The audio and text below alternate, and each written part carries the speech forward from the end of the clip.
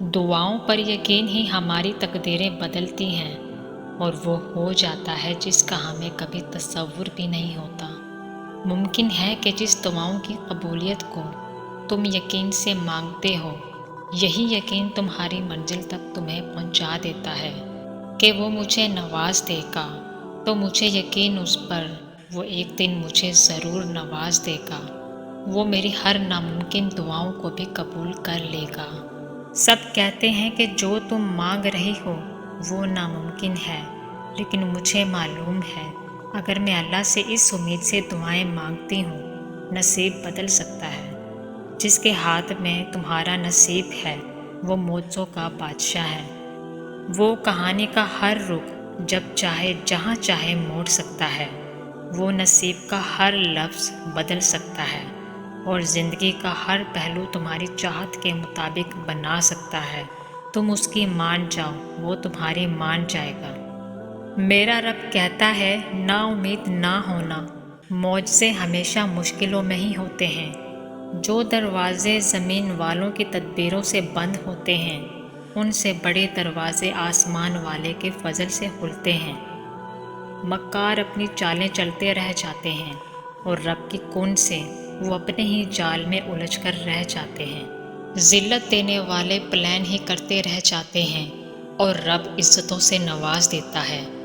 ایسا کچھ نہیں جو رب سے پوشیدہ ہو، اور ایسا بھی کچھ نہیں جو اس کے اختیار سے باہر ہو۔ کن سے فیکون وہ مقام جہاں ہر قصہ، ہر شے اپنی منزل پا لیتی ہے۔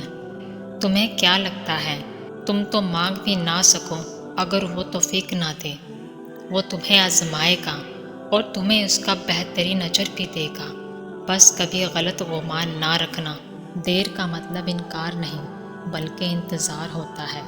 بہترین وقت کا اللہ نے ہر چیز کا وقت مقرر کیا ہے۔